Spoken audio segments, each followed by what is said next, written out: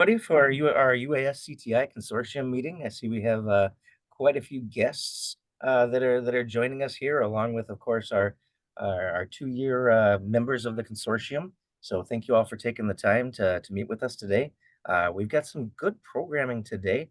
You can see our agenda up on the screen here. Some welcome remarks with myself and Diana. We'll move on then to Drone Safety Day with updates from Venus. Al Wynn's going to talk about some of the things happening at Tallahassee Community College. And then we've got Becky Hui from NASA with their ASRS system. She's going to give us a little update on that. And then, of course, we've got our famous women in drones there. It seems like I can't turn on social media these days without hearing something about Laquata or Desi.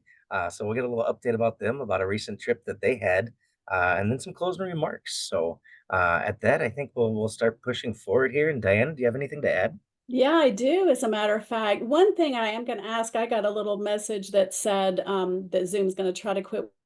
Well, if you're not presenting, if you all don't mind, just turn off your cameras. That for some of us, it might help with keeping our connection. But I did want to, as Zach said, the consortium is actually made up of the 2-year in technical colleges, along with industry, government, association, organizations, and then those that I call drone education service providers. So those that have, great training and programs that are available to us. And so the consortium was actually part of that 2018 Reauthorization Act to not only stand up the UAS CTI program, but then to have a consortium with the ones that I just mentioned. But the CTI program, we're like at 138 colleges and universities in the program. 41 of those are minority serving institutes. And I have a little question for you, and you can throw your answer in the chat. Out of that number of schools, how many do you think are the 2-year in technical colleges? Just give it a wild guess.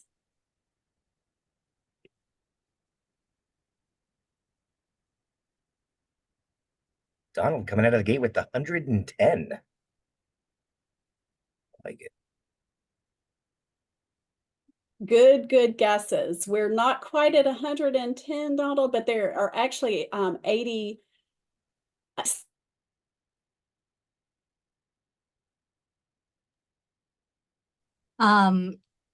Is Diana still there?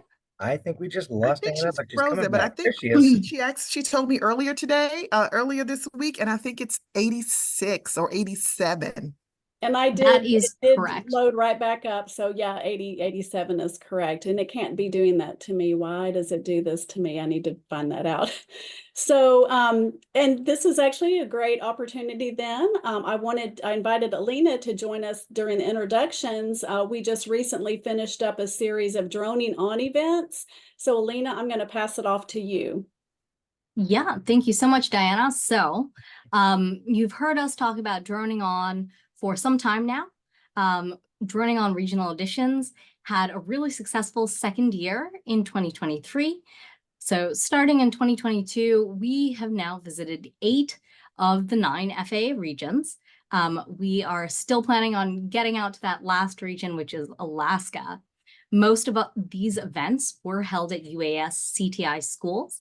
One of them was at the Navajo Nation Division of Transportation building.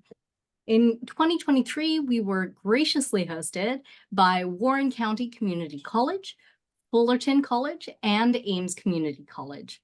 And we cannot thank you all enough for working with us and the regions to put together really incredible events. In 2024, with Droning On, we are actually transitioning the program directly to the regional offices. We're really excited about that. And of course, the AUS team is here to support as necessary. So if you don't have the contact information for your regional office, or if you have any other questions about this program or other events, please don't hesitate to reach out to those of us on the AUS side anytime. And so again, that would be myself, Diana, Venus, and Jose. And naturally the support center if you need anything else. And I think that's all I've got. Back to you, Diana.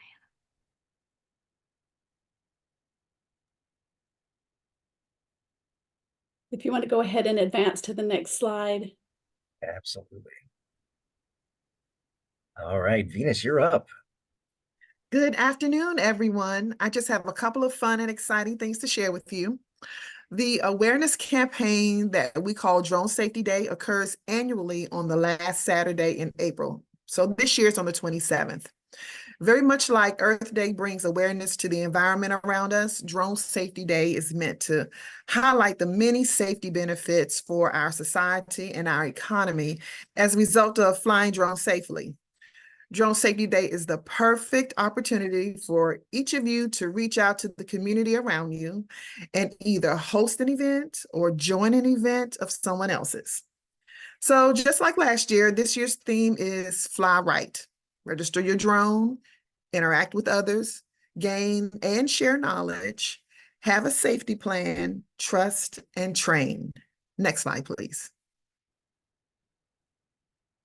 You know, we love NCAT, and just like they are housing our repository for CTI, they have set up a place for you to register your event.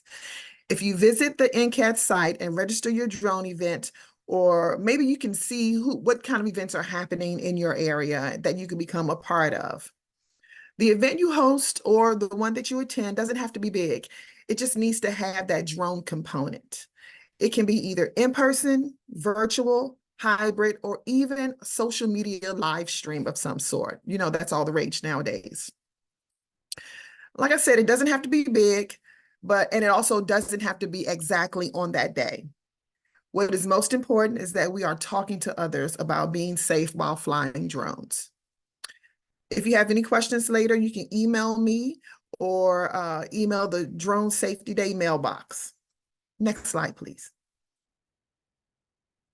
A part of our team will be at Exponential in San Diego this year, and Wing from Palmer College who is also in San Diego, has graciously allowed us to host our live Drone Safety Day event at this college. It's going to be a fun time. There'll be speed networking sessions, and I guess that's kind of like speed dating. I can't wait to see what that's all about for the students and industry leaders. A drone soccer demo and some drone simulators. I don't want to give it all away and tell you everything that's going to happen. But if you happen to be at Expo or because of your general proximity, swing by and say hello, spend a little bit of time. We'll be there on that Friday, April 26th, because like I said, it doesn't have to be exactly on Drone Safety Day, just somewhere close where it makes sense. Next slide, please. So this is the exciting part. So while we're there with Wing, we are finally kicking off our Youth Drone Initiative. We think that's going to be the name of it. We've kind of stuck with that one for a little while. This will be similar to the CTI in that it will be a community of sharing, collaborations, sharing best practices, and just making general connections. The focus, however, will be on those teachers, administrators, leaders, coaches, organizers of groups in the age range from middle school to high school. Many of your institutions have feeder schools or dual enrollments. And so we love to have that contact information so that they can be a part of this great branch off of CTI, or give them hours. That'll work too. Outside of school, we are hoping to include Boys and Girls Clubs, Boy Scouts and Girl Scouts, 4-H, Civil Air Patrol, Youth Cadet Program leaders, drone racing clubs, drone soccer clubs, and any group that is focused on drones and kids. So now that I have you all abuzz with excitement, I'll turn it back over to Zach and Diana. Thank you.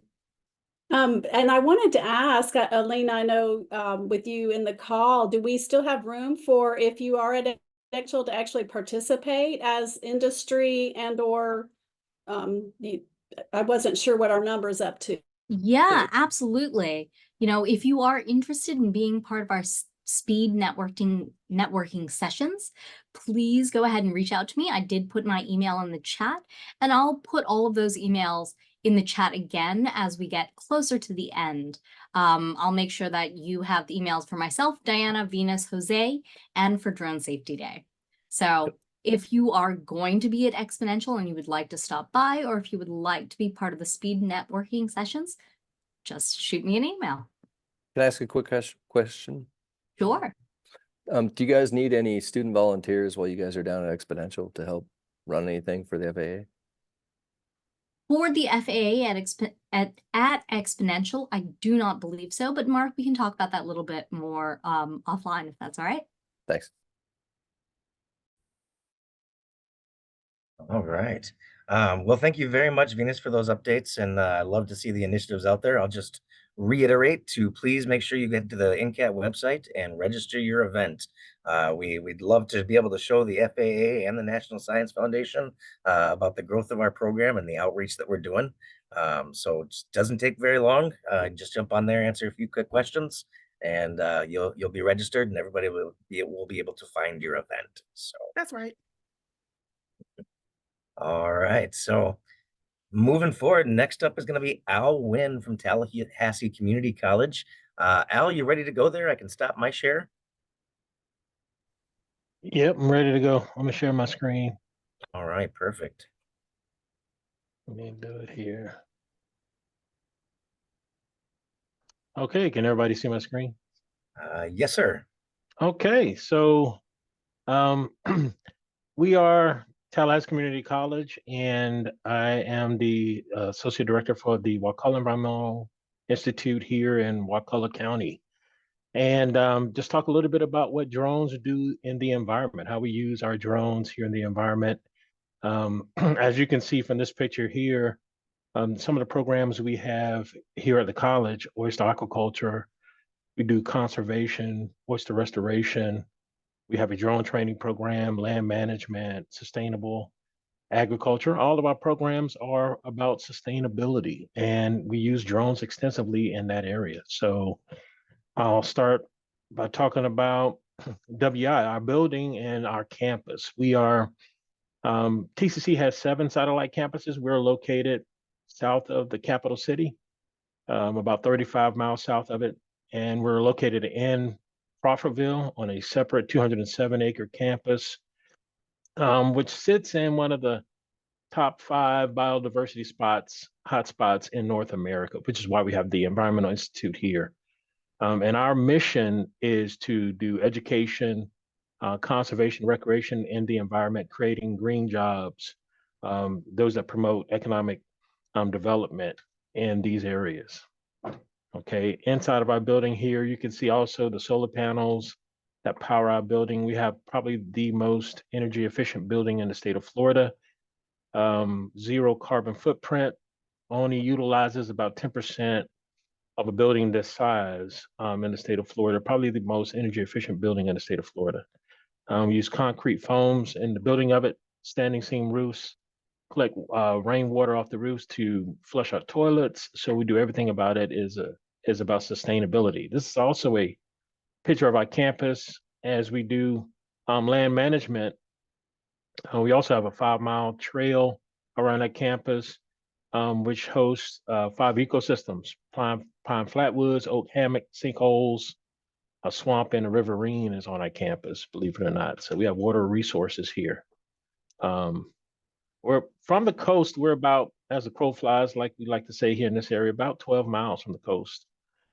We have oyster aquaculture, a drone training program, sustainable ag and conservation. Here are pictures of our students and our courses. To the upper left, you can see this is our flight operations class, where we just kind of throw the students in the classroom and see how they survive. Basically, see how well they fly. Just teasing on that. But we have as part of our flight operations class is a classroom for it here on the inside when we have to fly inside. And a little bit about the training programs that we do here with our drones. Monitoring wildlife is part of our property management training program. We use a lot of thermal drones for that. We have a lot of farms in this area, and sometimes farmers want to monitor the wildlife and monitor also, their farm at night, and at times then they're not allowed to get out. So they use drones for that. Here is a picture of our building. This is a short video here. Hopefully I can share it here. I can play it. And this is one of our training sessions where we did a prescribed burn on our campus, and we were utilizing a drone to look for the hot spots. It's what they do when they're fighting forest fires, use drones, and what they're identifying is where the hot spots are, and that's where they can concentrate most of their efforts, most of the the personnel towards those particular areas. So we were doing a prescribed burn right outside our building here. Our building is designed for a prescribed burn to go through it, believe it or not. And that's it. We also do invasive species monitoring with drones and mapping for, management of control of these invasive species. We utilize that in our property management training program and also in our agriculture training program, which I'll talk about a little bit later. Forest management and monitoring. This picture here is a LiDAR picture that we utilized. This is identifying a fir which hosts the monarch butterfly. And so when you can do some forest management, and we were working with USDA to do a forest training program here, you can identify areas where that possibly needs to be addressed either before, and this happens also not only in wildfires and controlling disease, but also when we're looking at disasters and disaster response. So environmental impact assessments, we do these with our drones. We're able to do environmental impact assessments. To the left is a picture here of a coastal river, and we're watching the influx and the water management, water resource management of that particular river. To the right here is all the ways when we're developing these coastal management plans of how you can utilize drones in developing your coastal management plans. In the middle part, we were working with a company out in California. We're still working with them to kind of see if we can get a training program here, but they used to be called Drone Seed, and they were doing forest reforestation with drones in California after all the forest fires there.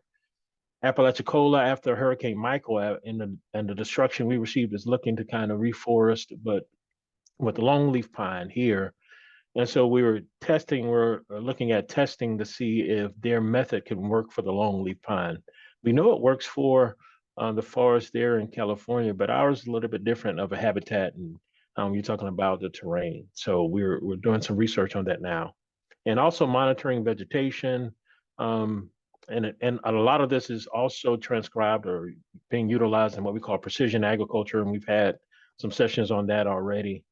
And we're developing our precision ag program now, which starts in the fall. Disaster response and management.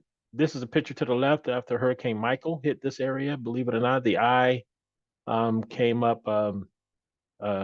We experienced Cat 3 conditions here in our area. And then we had another hurricane this past year, and I was about 30 miles east of us. This is our site when we were setting up to do some training with the safety, the first responders that are in our area. We have a disaster management. We have a first responder training campus, which is adjacent to ours. It's in Quincy, believe it or not, so 45 minutes away. It's probably one of the largest law enforcement first responder training programs in the Southeast region.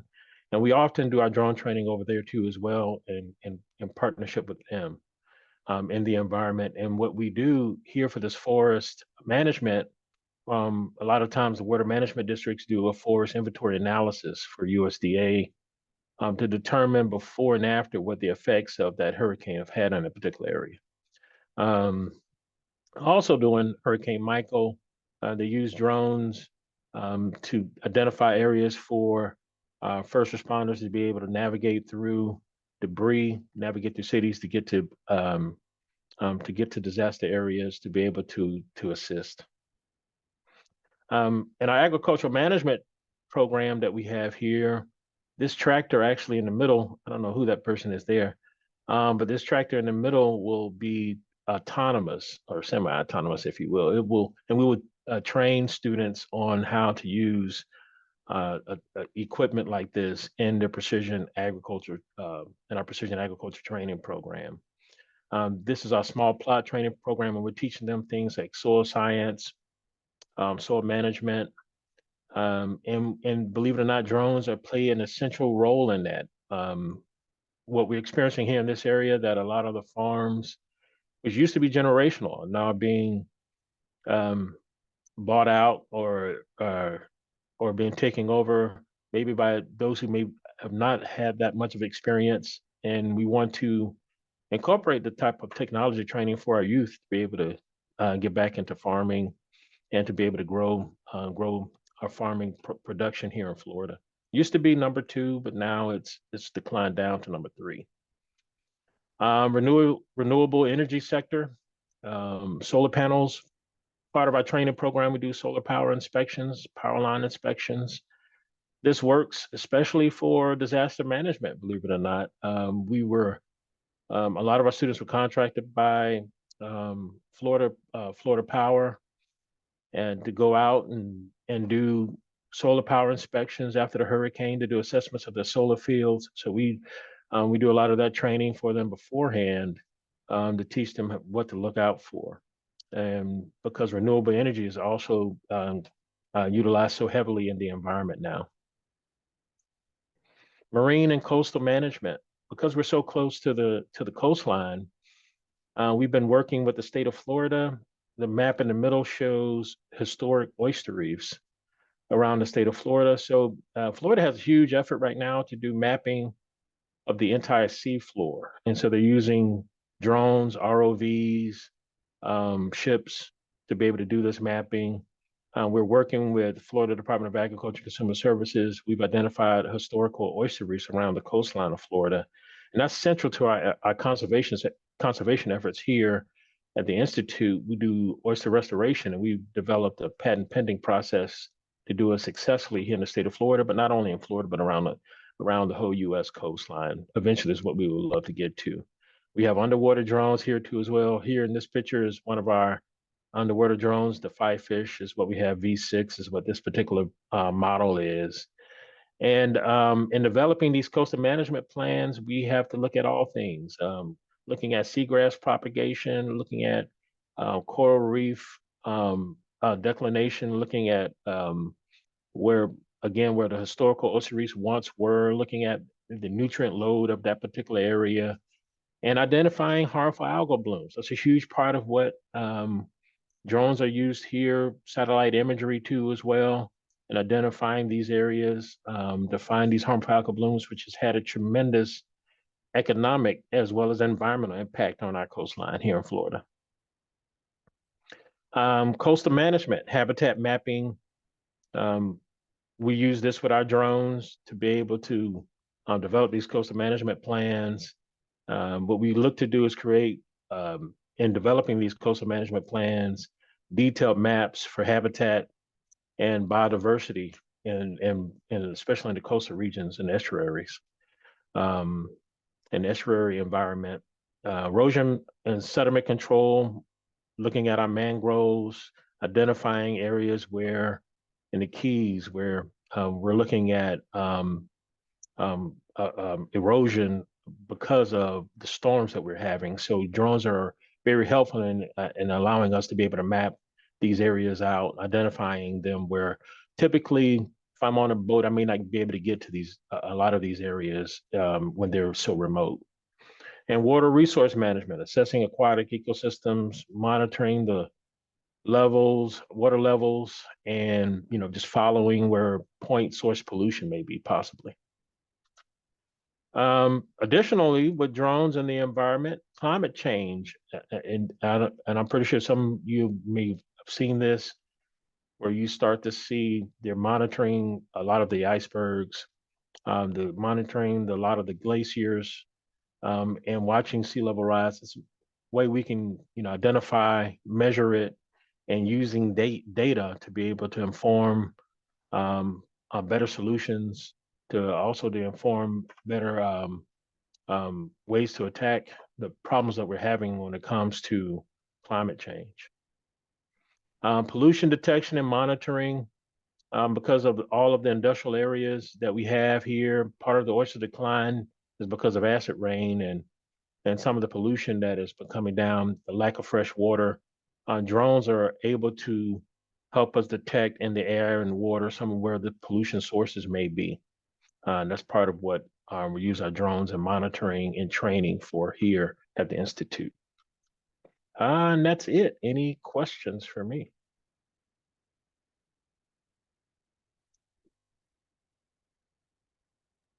please feel free to jump on and ask a question if you'd like, or post it in the chat.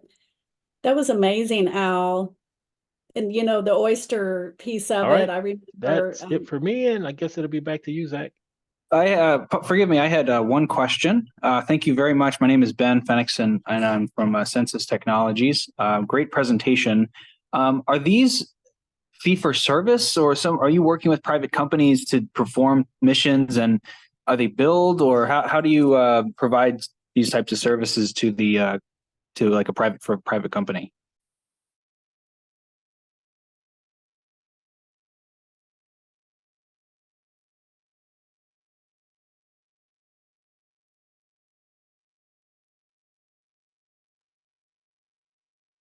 Al, you there? I'm not sure that he heard, because even I started talking, I think he heard me. Well, we'll get back to that. Is it Benjamin? Yes, I can maybe shoot him an email offline as well. And I did drop his email in the chat if you all saw that. Okay, I'll put it in there again. Well, even if you can't hear us, again, thanks a lot, Al. Great presentation. Love to see the things going on there at Tallahassee Community College, and I'm gonna butcher that, but the Wakula Environmental Institute. I love that it's a multifaceted program and really looking and stretching the different ways that you can use drones to help, whether it's industry, economy, or you know the conservation efforts that are going on. This is something that we are gonna be doing a little bit more of moving forward. We'd like to highlight some of the programs of our consortium members and listen to all the great things they're doing. I think the better we know what each other are doing, we can rely on each other's strengths and know who to reach out to when we want to expand our knowledge base or our strengths as well, or programs. So again, I'll really appreciate you taking the time to talk to us today. Next up, we've got Becky Hui with NASA. She's going to talk to us about the Aviation Safety Reporting System, or ASRS. Becky, you ready to take it away there? I am, yes. Thank you very much. I'm just gonna get my slides up here.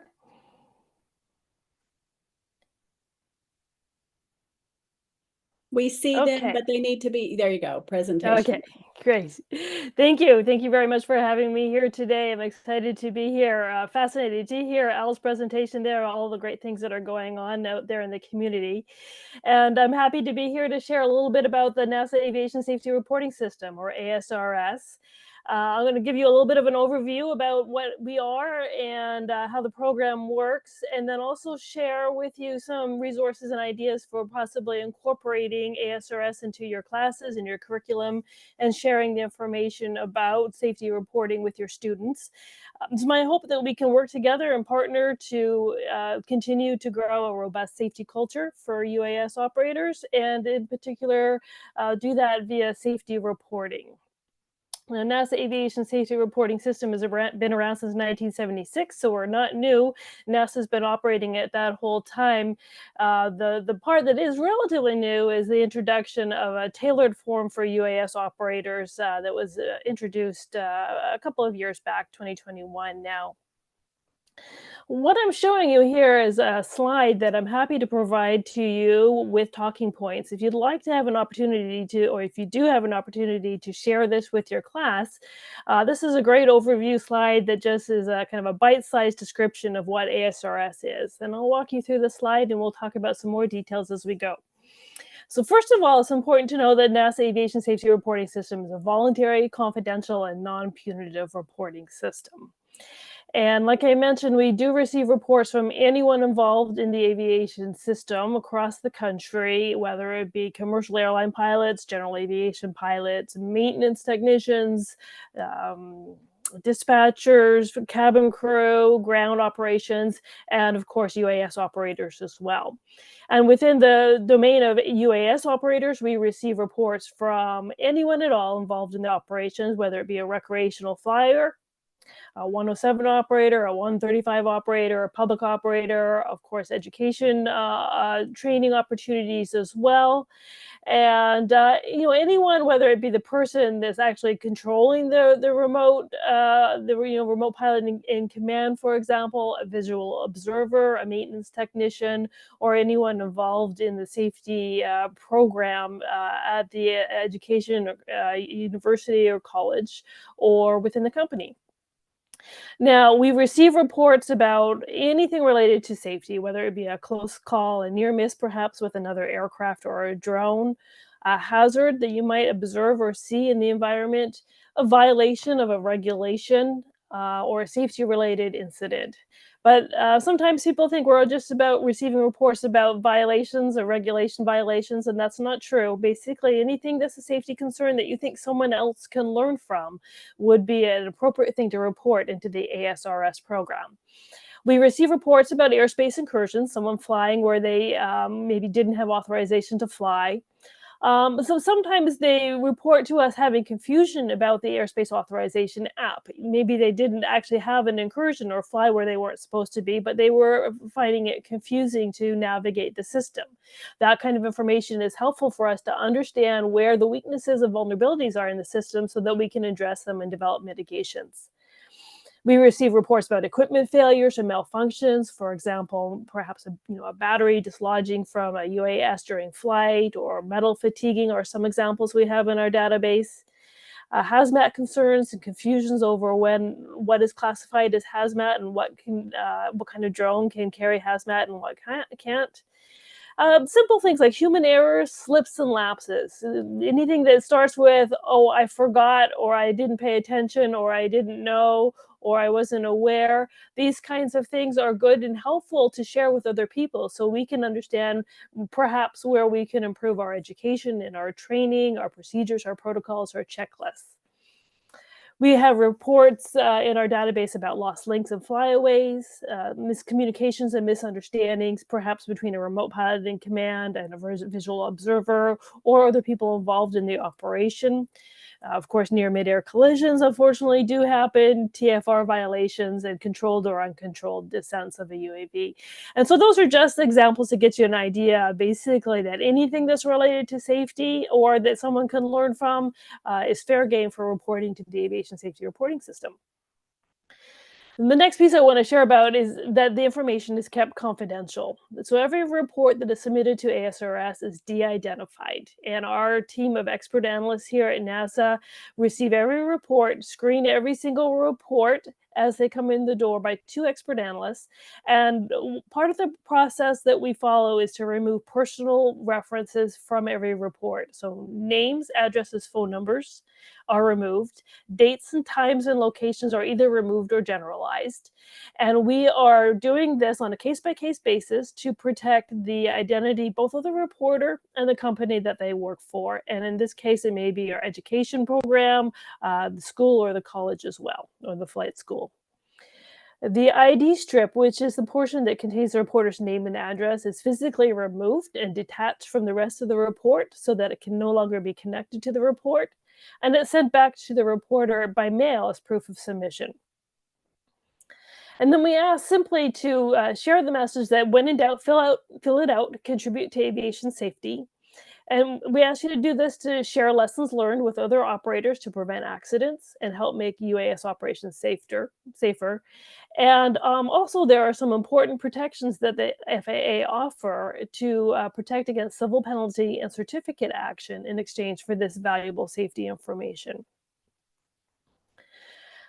As I mentioned before, we have the 3 principles that I mentioned already: voluntary, confidential, and non-punitive, and independent. And so the ASRS program is a partnership between the FAA, NASA, and the aviation community.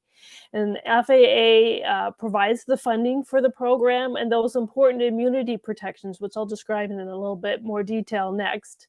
NASA is the one that operates the program. We're the independent third party. We are separate from the FAA, we're separate from the company, we're separate from the regulator and the certificate holder.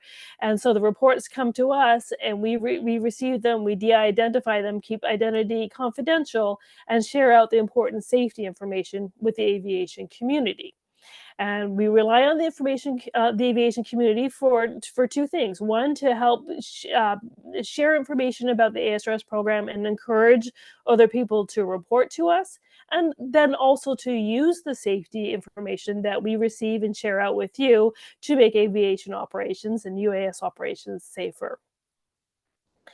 Now, as I mentioned, the program is non-punitive, and I'll refer you to the FAA Advisory Circular 0046F, and that's pretty easily found. If you just Google that, it'll come right up. And this is the document that governs the program and explains to you exactly what's in scope of an ASRS report and what's out of scope and the protections that are offered. But here are the most important pieces for you to be aware of. First of all, the governing document here states that the FAA will not use any report submitted to NASA under the ASRS program in any enforcement action. Now, the one thing that you'll notice in the advisory circular is that criminal offenses and accidents are excluded from the program. There are other places where those will be addressed, but not within the ASRS program. The second thing you'll see in the advisory circular is information about confidentiality, and it clearly states that the FAA will not seek and NASA will not release or make available to the FAA any report filed with NASA under the ASRS or any information that might reveal the identity of the party involved in the occurrence or incident reported. And then lastly, you'll find in the advisory circular the FAA's waiver of imposition of sanctions and the conditions which that applies. And you'll see in there that it says that the FAA considers the filing of a report with NASA to be indicative of a constructive attitude towards safety, and that such an attitude will tend to prevent future violations. And then accordingly, if you submit within the scope of the program such that the event is inadvertent and not deliberate, does not involve a criminal offense or accident, and was reported within 10 days of the violation or first aware of the violation, then the reporter would receive protections against civil penalty or certificate suspension. So in addition to contributing to aviation safety and UAS safety and preventing accidents, there's a little extra incentive to submit a report to ASRS for certificated operators. Okay, so that's the program in an overview, and now I'd like to talk a little bit about some ways you might incorporate ASRS into your UAS training programs if you have the opportunity. Now, first of all, that first slide that I showed you, as I mentioned, can be made available to you along with talking points, so you can share that out in any of your classes where it might be appropriate. And we also have an 8-minute webinar on our website. You can find that on our home webpage at asrs.arc.nasa.gov. We can provide you this link in the chat as well. And you'll find that right on our program information page. In addition to sharing out that information, it's also helpful if you could help your students become familiar with the online reporting form. Now, back in the day when ASRS first started, every single pilot was handed a paper copy of the form by their flight instructor, and they were instructed to hold that paper copy in their flight bags, and they carried them around in their flight bags. And still several pilots from the older generations today come up and tell me that they still remember being handed that paper copy in their flight bags, and they were told to keep it and that they will use it someday. Well, we don't have we do have paper copies, but we also have an electronic submission site. So you can go online and show your students how to submit a form online. We do have 5 different forms, but for the most part, our UAS operators will use the one on the bottom there, the UAS report form. The report form, when you go online and take a look at it, has 3 sections. The first is the ID strip. And that's where the name, address, phone number, and date will be included. Now, keep in mind, this is not an anonymous reporting system. It's a confidential reporting system. So we do require that information. That is the part that gets removed from the top of the form after the report is processed and mailed back to the reporter. And that's the reporter's proof of submission. We do ask for address, of course, so that we can return their proof of submission in case it's needed for FAA action. And also we ask for the phone number so we can call and follow up with the reporter if we need any clarification or amplification of the report details to fully understand the safety information. The second section of the report form has a series of check boxes about the event and operational information. We'll ask about reporter involvement, their role in the operations, their flight experience, the weather at the time of the event, the airspace they were flying in, equipment, location, and near miss conflict information, and any contributing factors information. Now, all of these are optional. We ask for the person to submit as much information and as much accurate detail as they possibly can, but none of these fields in this section are mandatory. If there's something you can't answer, it's okay to leave it blank. And then lastly, at the bottom of the form is the narrative box where we ask the reporter to simply tell us your story. Think about who was involved, what kind of people were involved, what were their roles, when did it happen? Was it early morning? Was it pre-dawn? Was it bright in the middle of the day with the sun shining in your eyes? Was it late at night or approaching dusk? What happened exactly? What is a close call, or what was the event that you'd like us to know about? Where did it happen? And that can be anywhere from an exact location, near an airport or a lot long, or it can be more description like open field or overcrowded people or over water. And then tell us why you think it happened, and if you know, tell us how you think you might have prevented it or prevented it from happening again in the future. This is an example of the kind of information we're looking for on the right-hand side there. That one has excellent information with all of the who, where, what, when, whys filled in with nice, good, rich detail. Whereas the one on the left doesn't give us quite enough information to really understand the safety issue. This is an example that would be great to share with your students, and when this is available, you can have this presentation, or you can also find this information online as an example as well, and I can show you on our website where you can find that at the end of the presentation. Okay, now a third way you can bring ASRS into your classroom and your curriculum is to explore the ASRS database for lessons learned and share those lessons learned, learn from other people, and make that part of your course curriculum.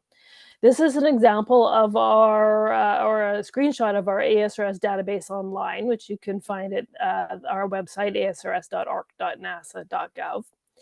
And some sample search tips there are on the right-hand side. You can look up reports by FAR parts, so Part 107. You'll also find their public operators and recreational flyers in that category. You can look up reports by reporter function, and you'll find categories for remote pilot and command, person manipulating controls, and visual observers. You could look up information about mission, surveying and mapping, for example, or public safety or observation and surveillance missions, and see what kinds of safety issues those people flying those kinds of missions are encountering.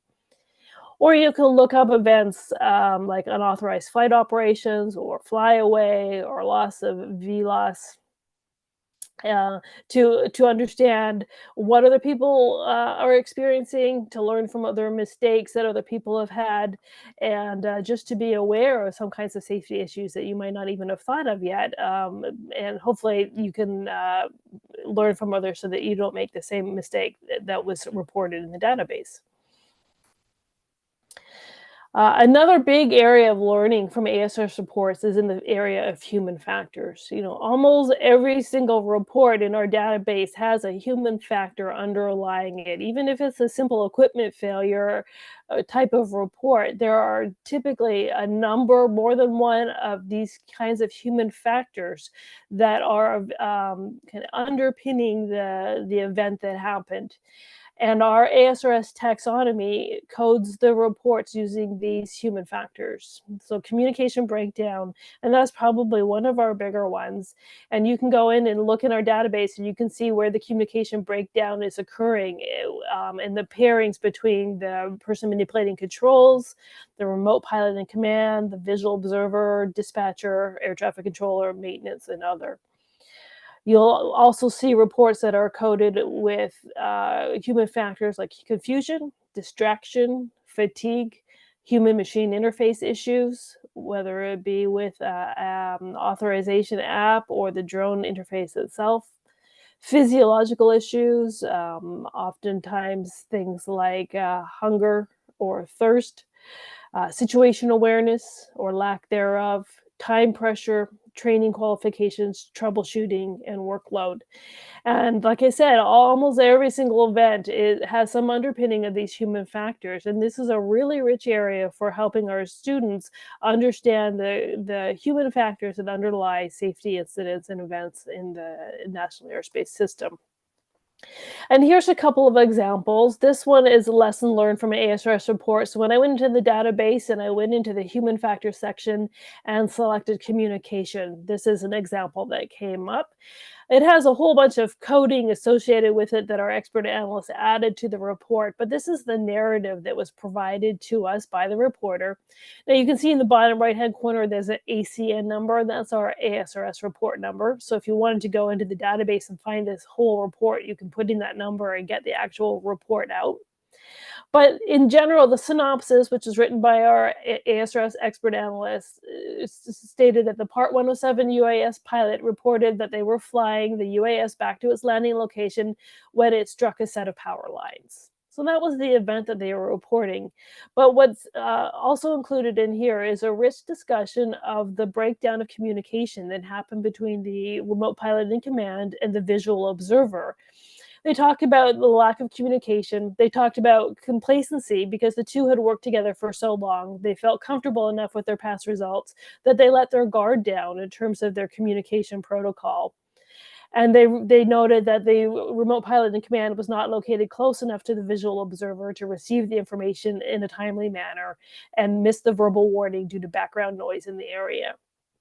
So there's a little tip here that we can learn from and make sure that the remote pilot in command and visual observers are located close enough and are following and adhering to their strict communication protocols to ensure safety.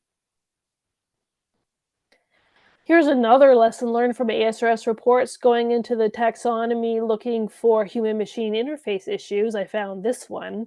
Here's a Part 107 UAS pilot reported that they misinterpreted height as meters instead of feet and inadvertently flew and controlled airspace without authorization. And so this happens. We've got a number of reports in our database where this happened.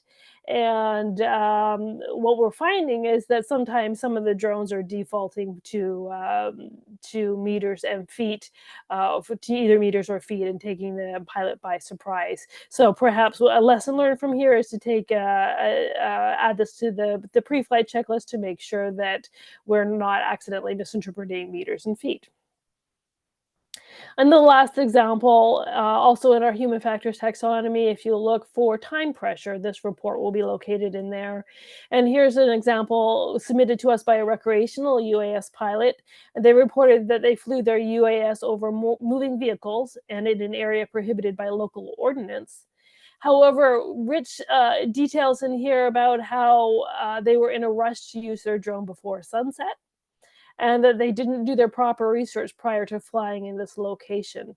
They went on to describe how they should have used the PAVE model, pilot aircraft environment external pressures, and that had they done that, they might not have been in such a rush and not in the correct mindset for flight, and the external pressures of rushing to fly before sunset, which caused them to lose situational awareness. So again, really nice, rich examples here for sharing out with classes and students, learning lessons from other pilots.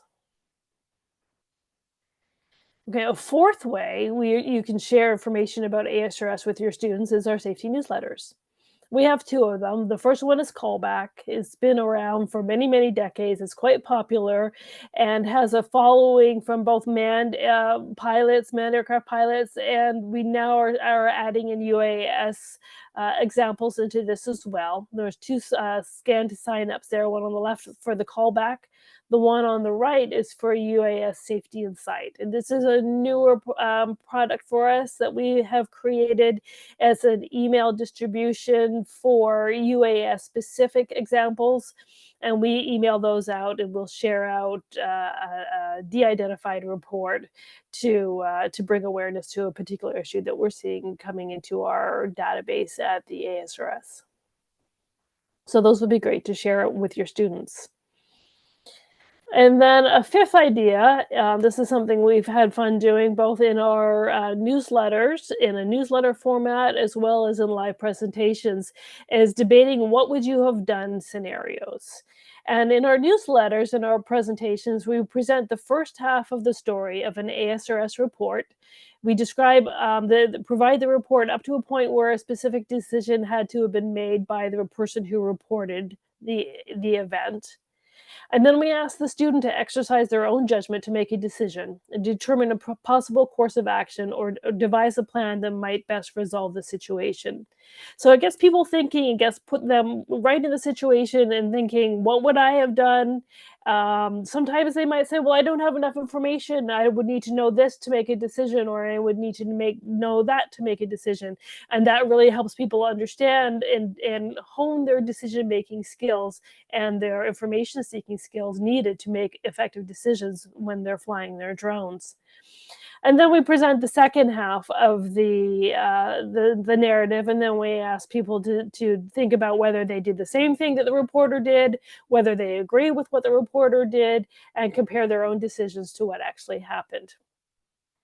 We recently issued a UAS Safety Insight just a couple of weeks ago. It was the February 2024 issue where we presented a What Would You Have Done event, where we provided the first half of the story, asked people to stop, think about it, and then compare their answer and decision to the rest of the story. And that's something, again, that you can share out with your class as well, or do it as a live activity within the classroom. And I'll just end here with our website, where you can go and find more information about UAS safety reporting. You'll find frequently asked questions, reporting resources. Those tips for excellent reporting will be found there, links to submit the UAS report, and also links to sign up for Safety Insight if you'd like to receive our emails on that. And I will just conclude right now with this slide. Here's my contact information, address, phone number. And if you'd like to join an Ask ASRS office hour session, send me an email and we can set it up in the next week or two, where you can drop in and ask questions about the reporting program, or anything that might be on your mind. So I will end there and say thank you very much for the opportunity and answer any questions you might have.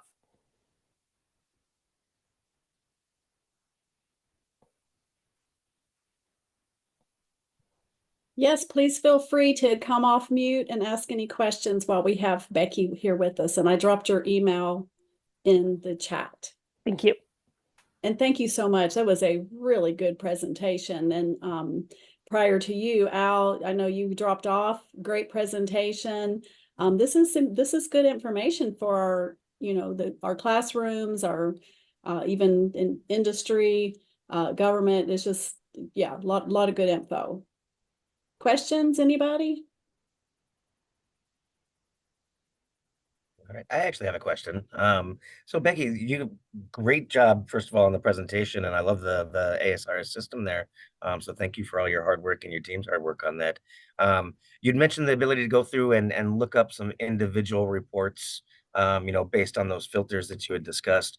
Do y'all ever come together and maybe write like overall kind of lessons learned, like what you're seeing, like, oh, these are the top 4 human factors, reasons for it, or, like a synopsis or just an overall view of what's going on there? Yes, we do. We tend to do them in themes rather than kind of top fours or things like that. But sometimes we do in our presentations. We'll go through and do top fours or human top events, or themes that we see recurring or increasing in frequency. One that we're working on right now, for example, is airspace authorization violations that we're seeing a lot of, and really a lot of confusion about the LANC systems and how to know whether I'm okay to fly here or not, and how to submit for the authorization. So that's one we're working on right now. Okay, and would those kind of things be wound up in the newsletters, or is there a place you can look those up on the ASR site? Yeah, that kind of product is new for us, but they will be posted on the website when they're available. And then in the meantime, yes, they come out in our newsletter, Safety Insight, and Callback. Great, great. So thank you very much. And again, I love the suggestions that you had for us to bring it into the classroom. The reading half the report, and that is absolutely something that I'm personally going to integrate into my That programs there. that's great. Yeah, that's a fun one. And like I said, if you're not already signed up for US Safety Insight and you didn't get the one that we issued in February, I can send you a copy of that so you can use that when that one's ready to go. Otherwise, you can go in and create your own from our database anytime. But if you want one that's ready to go, I can send you the one that we issued out in February if you didn't receive that. Yes, yes. Thank you very much, Becky. Again, our contact information was thrown in the chat there, I believe. And then the presentation and this recording will be available on the NCAT website if you missed capturing any of that. So thank you once again, Becky. Thank you. Thanks, everyone. And feel free to reach out anytime. Right. Thanks. Next up, we've got Laquata Sumter and Desi Eckstein. If y'all want to go ahead and unmute and turn on your video, we'd love to hear about your trip to Ireland and how that came about. Awesome. Trying to share the screen, but I can't share the screen. Yeah, we need to unshare. I was going to ask if you had some pictures. So Zach, there you go. We do. Boy, do we. I mean, I'll admit, there was a little envy there. I thought, man, I would love to be over there with Desi and Laquata in Ireland. So I can't wait to hear about it. I followed you on Facebook. Awesome. I'm going to let Desi get started in an introduction and introducing herself. All righty. Well, thank you for allowing us to be here. This is exciting because it was really a phenomenal trip. We were able to go over to Ireland in Dublin and share at the drone summit that was going on. So thank you very much for the opportunity. My name is Desi Eckstein. Really quick, if you don't know me, I am a UAS instructor. My company is called On the Go Video, and I am the instructor for Girls Take Flight right there in San Diego. I am also the San Diego UAS Fast Team Lead Representative and a Drone Pro, and I'm an ambassador for Women in Drones.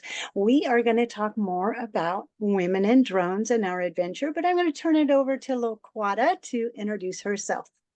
Again, good afternoon. I'm Dr. Laquata Sumter. I'm the founder and CEO of STEAM Through Drones, which is a brand of focusing on me. I'm also an ambassador for Women in Drones as well, and I'm a full professor with DeVry University as an electrical and computer engineering instructor as well. But my main focus outside of the classroom is the UAS and drone education. And we are going to run you through just a little bit about our experience in Ireland. Women in Drone is a network that brings together women from all over the globe to connect and succeed in the UAS and AAM industry. And as Women in Drones continue to grow and expand, there's the Women in Drones Africa. And now we with the CEO and co-founder, Sharon Rosma, there is Women in Drones Ireland. And Desi and I had the opportunity to present at the Drone Summit, where Ireland is the forefront of developing a lot of drone technology. The speakers were from national and international drone UAS professionals, suppliers, and users who helped with discussions and thought-provoking presentations from those people in those industries. And I'm going to pass it over to Desi. We were able to do a Women in Drones book signing. So there's many members that have actually published books. And as you can see, we were able to do our first book signing. We hope many more are in our future, but really quick, just a quick introduction. We've got Laquata in there, then me. We had Louise Jupp, and I would like you to go back if you can. Louise Jupp, we had Sharon, Kim James, and Ian. He was actually hosting us there. So we all had an opportunity to do a book signing in there, and it was a phenomenal opportunity. And so each of us had a little bit different book that we were promoting, and you can see there's Laquata promoting her books that she's got out there, and then I have one on the drone safety, and we were able to do our first ever book signing. So it was pretty exciting. And I'm going to segue over to the next video. All right, and so I was able to present on the drone education and elevating drone education through drone technology. And we were looking at basically how I've been able to help with teaching STEM and STEAM through drone technology, using drone as a tool to introduce it to students and prepare our next generation of aviators, engineers, technologists, and innovators. I was able to talk a little bit about some of the other partners and leaders in the U.S. who are doing drone education as well, such as Tony Reed, and as well as Scott Burrell, Mr. Mike Johnson, as well as Henze. We are working in education and in the K through 12 industry. That's where we're working with, looking at more so of our STEAM and STEM and the workforce development. And I'm going to pass it over to Desi. Awesome. And LaQuata was phenomenal. Many compliments. Her presentation was amazing. I was able to sit on a panel that was discussing combating illegal drone use to enable drones for good. Isn't that appropriate right after the presentation we just saw with Becky, right? And it was phenomenal. We had many of opportunities to just share about how drones are being used, the potential for what they can be used for, and how we can combat them. And so it was a really engaging conversation that we were able to have, and using counter drone systems and remote ID and incorporating all of that for drones for good. All right. Next slide. Some of the other presentations include experts covering the topics of how to join the Unmanned Aircraft Association of Ireland, and where technology right now is in Ireland. So we got a lot of actual information about where UAA and UAS is happening in Ireland, as well as the technology that's happening in Ireland. Passing it back to Desi. Yes. Oh, I was very excited for this presenter. So this is Patricia Moore, and she is with ISA. And so ISA is the Irish Space Association. And it was so encouraging to see what they are doing, how they're advancing, and what they are doing to promote drones and utilizing drones in this space industry. There were a lot of opportunities that she presented. And so she was one of my favorite speakers. Of course, they were all wonderful, but she was one of my favorite speakers because it was just so inspiring to see, wow, how they're moving forward and the growth that they're having in Ireland. All right, we have to share this one. So LaQuata and I, we discussed about okay, who's going to talk about Ian? So this is Ian Keeley, and his company is called Drone Space Ltd. He's phenomenal. He is the reason we actually got to go over there, besides Sharon, of course. But he was our host. He took us around. He gave us a warm welcome, and he's just a wealth of knowledge. He knew everything, not only about drones, but he knew it about just Ireland as a whole. And he was just a wonderful host. And I'm sure LaQuata has something to share about him as well. Oh yeah, he was definitely a wonderful host. He picked us up from the airport, showed us around. We got to experience the pubs, which was definitely an experience. He kept us laughing majority of the time. There was something entertaining. We got to experience a local who basically talked Irish. He was raised and born and raised there. So getting to be able to talk to someone Irish, learn a history lesson. It was a wealth of knowledge. So we learned a whole lot about the Irish we learned about bombings. We learned about castles. So he was a great host. And we definitely look to go back to experience with him. And this here is a group of all of us, except Kenny. We're missing Kenny. Right. Kenny is Desi's husband. He's missing from this image, but this is an image with all of us from Women in Drones, we came from the US as well as South Africa. Ms. Sharon Rosmark is the CEO and co-founder of Women in Drone, who led the group to this awesome experience she was doing, getting all of us together. And we definitely appreciate her for the opportunity, which was an awesome opportunity. And now I'm gonna pass it back to Desi. Yes. So of course, if I'm going to Ireland, I want to fly a drone. And that means I have to learn the rules, right? So I thought it was very unique. I got to actually get into the cage and fly the drone. But before I even went there, I did go through the program. I did become a certified remote pilot for Ireland. And I would love to talk to anybody offline about the differences. There were some very unique experiences that I had, that I went through the training program. I became A1 and A3 in the open category for remote pilot. But then when I bumped up to a different drone, I had to go through that A2 training, and it was a unique experience. And I would love to share that with you in comparison to what we have here in the United States. And so just kind of the whole testing procedure was unique in that I got to do it from the luxury of my own home. Imagine that, right? But I did get to go out and fly. This isn't my only picture, but this was my first day. I got to get in there and fly from the cage.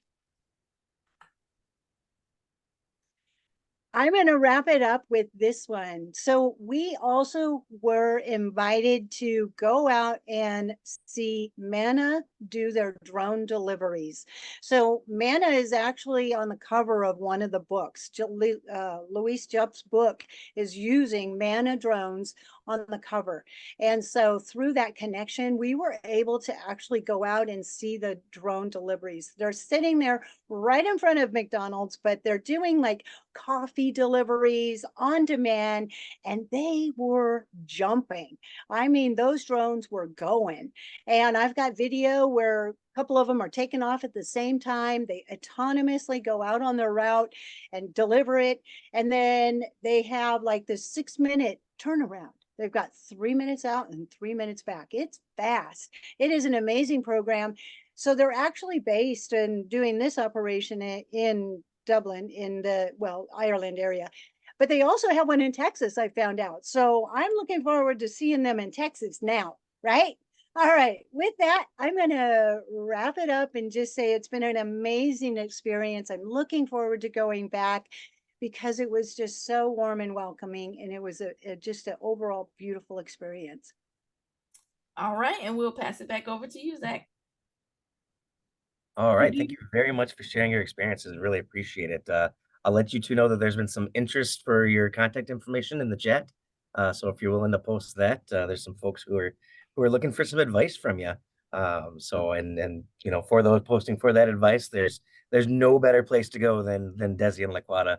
They do a great job. As Morgan said in the chat, we got to meet Laquata in person at High Tech in Atlanta the other year, and she did an awesome job with her presentation there. And then, of course, by this time, everybody knows Desi and Laquata. So great job, and well represented to represent you know, our US drone initiatives and the things we have going here. So And Zach, I just want to add to that. I truly reached out to Laquata through, I mentioned, you know, following her on Facebook. And then I said, I'll get with you Monday. And on Tuesday, because I was on leave Monday, and on Tuesday, it was like, could you all come on and just, you know, talk a little bit? I mean, they had that whole slide deck. So thank you both so much. And the pictures and sharing, it was really great. All the presentations today were just amazing. Thank you so much. Absolutely. And then one last note for Becky. It looks like Maria in the chat is looking for some information on how to sign up for one of the newsletters. So if it's possible for you to send a link in the chat there, Yeah, I'd really appreciate it. I did put it in the chat. I can only figure out how to do it direct to Maria without interrupting the flow of the group chat for everyone else. But I can do it right now since we're talking about it, so that everyone can do it as well. It's on our UAS safety UAS page on our website, but this is a direct link right to the constant contact page. If you want to sign right up there, you can use that link and get right there. Awesome. Thank you very much. Really appreciate it, Becky. Thank you. All right, so should we be back to my screen here, and we're going to move on to the upcoming events and closing remarks. Big thing here, and Dana, you feel free to jump in wherever you want, but March 16th is the date. Remote ID enforcement, make sure that all of your drones are compliant with remote ID. There is the declaration of compliances you can find on the FAA website, and all the information you need about remote ID. You can also check out some of our prior meeting recordings.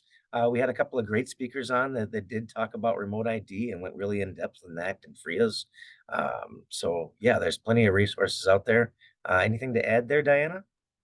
No, like you said, to go check out NCAT, the website, because I think our last 3 meetings, we actually had different ones present on remote ID. So you can get some information. And then the website here, you can also go to that and it'll have more information. Awesome. And then moving ahead, we have Exponential coming up. That's in San Diego. We're going to plan, as in years past, a dinner. And I know last year, not only CTI schools, but some of you, our friends, joined us as well. Once we get that reserve schedule where we'll be, we'll let you know. NCAT is going to be hosting different educational workshops. Zach, you may want to jump in here and talk about those. And I will, before you do though, we're planning on having SOC job classification workshop. Many of you know that we've had this committee, a work group that we modified 5 job classifications, and now we're looking to add one. They only put new ones out every 10 years. And so we'll want all of you to come in and participate. We want your input. And Absolutely. you want to talk about the NCAT workshop, Zach? Yeah, so there's actually multiple workshops going on through the NCAT team, and on all different levels, right? We've got our automotive side with our driverless vehicles. They're doing some programming on ADAS systems, so advanced driver assist systems. We've got our maritime kind of arm doing some things around robotics education. Some of these are invite only, some of these are open sessions. I just invite you to check out our events page or our social media pages. They've been pretty good about posting just little blurbs about these different events. If you're interested in any of them, you can reach out, and I can get you in touch with the right person on our team as far as those go. Another thing is that NCAT and Northland will be represented through the AUVSI TOP program. So we'll be doing some stuff with those folks there. So keep an eye out for the top booth. And I believe the 22nd, just after noon, there's about a 2-hour workshop going on around that. So again, feel free to join us. We'd love to see you. Even if you don't want to be a part of the workshop, stop by and say hi when you see us. I know Diana would love to see you folks as well. We always enjoy getting together in person. If you can swing the dinner, come on out. Yeah, and we'll have, of course, the FAA booth. Alina will be there. Venus will be at Palomar on that Friday. We plan to go over there. Please come over to see us. We also have dates for the UAS drone and AAM symposium. It'll be July 30th through August 1st. That'll be in Baltimore again at the convention center there, and we'll share more information later about that, and also push out once the registration opens, but that may be just a little while. This last bullet, I just wanted to throw this out there. Some of you have been recipients of the aviation workforce grants in the past. We're waiting once that new reauthorization act is pushed out. That money for pilots, as well as I think the other was maintenance technicians, will open up again. There's going to be a third piece to that, a manufacturing grant, but that will be new money. So that would be like nearly a year from now, once it's all released. But just wanted to give you all a heads up, and we'll also send information once that is open for you to apply for grant. And that, again, many of you were recipients, and drone league, you started up a drone league, working with high schools.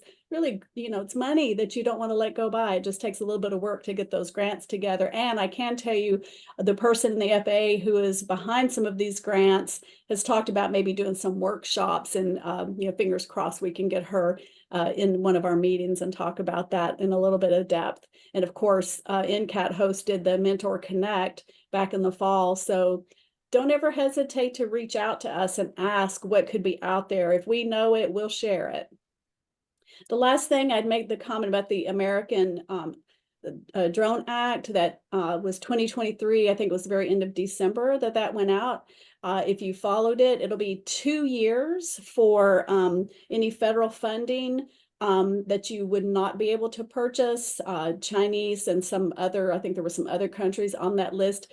It's very involved. You can go out and read it. I'm not going to get into too deep into the weeds here because it is not in effect. It's a 2-year from the time that the act went out. Going back, circling back to that manufacturing piece of the grant money, I think this might be a perfect opportunity for businesses to get with governments, schools, and potentially bid out to build those American-made drones. That's why I wanted to throw that in there. You all may have different opinions, but that's part of mine. What about you, Zach? Yeah, just the last couple of things there. Again, I did share the link for going through the Drone Safety Day events. You can use this page to not only find events in your area, or if you don't have any events in your area, to host an event. Pretty easy to get to, and you got nice tabs along the bottom. And then the last thing that our last 2 things I'll point you to is if you go to our resources page, so it's ncatech.org. Resources, we've got our FAA repositories. That's where you're going to find the link to this recording, and the presentations and all that fun stuff if you're looking for them. And then with the educator resources, we've still got curriculum there. You know, point you in the direction for grants and all kinds of fun stuff. You could probably spend days on the website again, just looking through things. If anybody's interested in sharing any of their curriculum, let us know. You can come onto our website and happily share that there. We don't charge you anything, and we don't charge anybody for your curriculum. So one of the things that I love about the consortium here is that we're 2-year colleges. We're not typically competing against each other, and so we're typically happy to share and share alike, knowing that you know, a rising tide lifts all boats, or I guess a thermal lifts all drones, however you want to say it, right? So at that, I will stop with the terrible puns and just thank everybody for taking the time to come and see us. Save the chat if you're interested in the information in the chat. If you just hit the little 3 dots in the chat, there is an option to save it. A lot of great information in there, email address, contact information. So please feel free to do that as well. And then the recording should be up soon. So.